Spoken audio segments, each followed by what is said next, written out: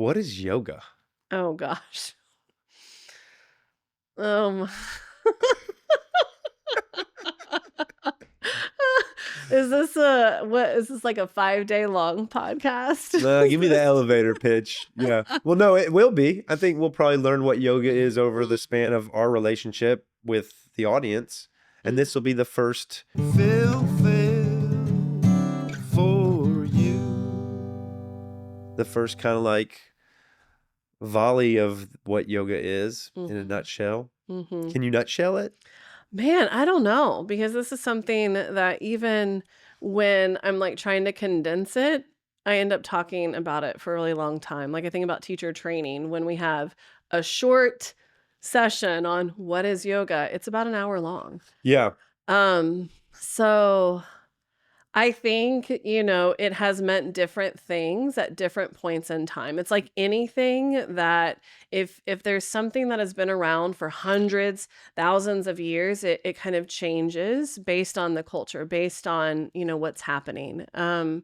So it's said that, there's this understanding like yoga is union or connection. And even that alone, if you look at it over time from different texts, it means different things, right?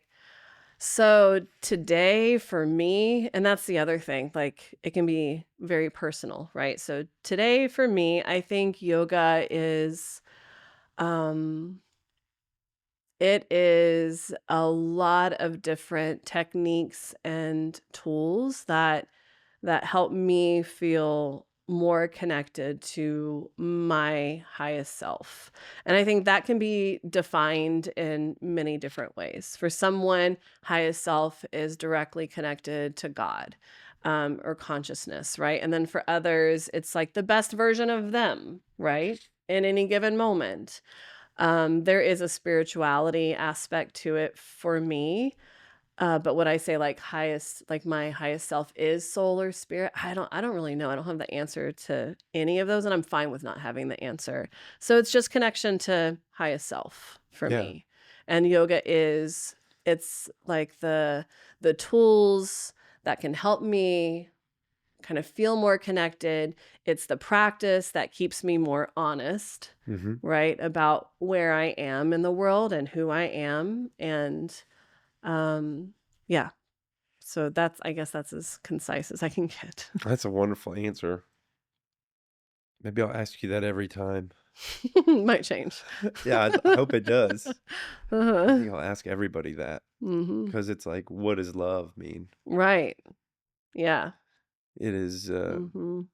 it's a huge thing, yoga, Mhm. and it can mean something different to everybody. Mhm. And each one of those definitions valid as they bring that aspect of yoga to the world. Mhm. I like it.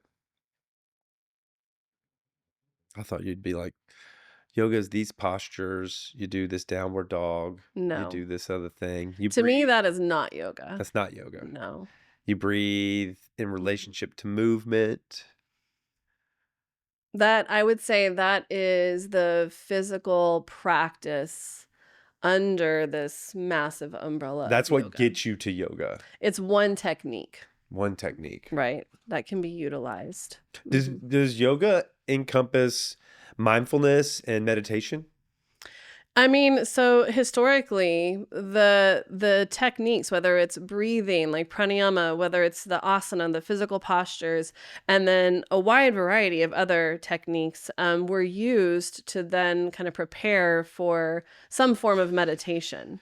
Right. And so today we often use this term mindfulness, I think, because there's a lot of like research behind it. It's more well known, but there's lots of different forms of meditation. Right. And so Hmm. mindfulness could be considered like a specific type of meditation practice, but then it's also that term now I feel like is kind of like a way of living as well, like mindful eating, mindful walking, mindfulness in your day-to-day interactions, right? So, Yeah. yeah. Mhm. Yeah, it could also be um, a style thing too now. Mhm. Right. You get your Yeah. mindfulness purse or whatever. Mhm. I like that.